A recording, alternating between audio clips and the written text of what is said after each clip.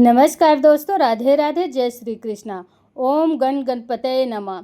आषाढ़ मास की गुप्त नवरात्रि के दौरान भरत चतुर्थी का व्रत किया जाएगा। इस व्रत में भगवान श्री गणेश के साथ साथ चंद्रमा की पूजा भी की जाएगी। तो आइए जानते हैं आषाढ़ मास 2025 का विनायक चतुर्थी व्रत कब किया जाएगा। धर्म ग्रंथों के अनुसार हर महीने के शुक्ल पक्ष की चतुर्थी तिथि को विनायक चतुर्थी व्रत किया जाता है। इस व्रत में भगवान श्री गणेश के साथ साथ चंद्रमा की पूजा भी की जाती है। इस बार ये व्रत आषाढ़ मास की गुप्त नवरात्रि के दौरान किया जाएगा।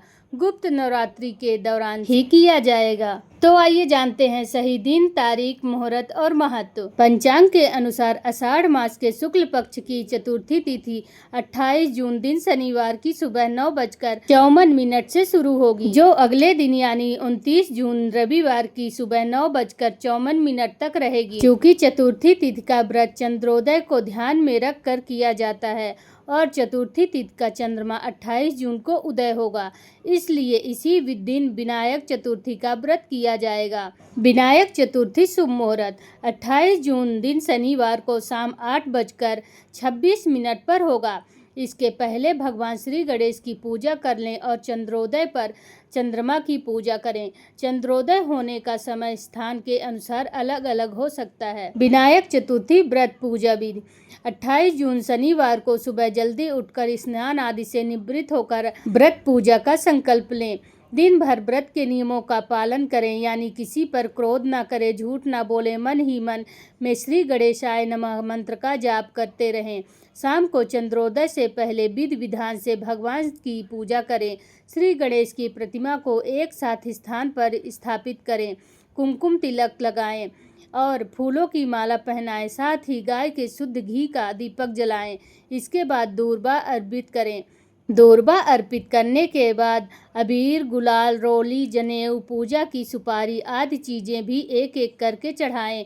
पूजा करते ओम गम गणपतये नमः मंत्र का जाप करें। श्री गणेश को हल्दी की गांठ भी जरूर अर्पित करें। अपनी इच्छा के अनुसार फल, मिठाई आदि का भोग लगाएं और आरती करें। चंद्रमा उदय होने पर चंद्रमा की भी पूजा करें।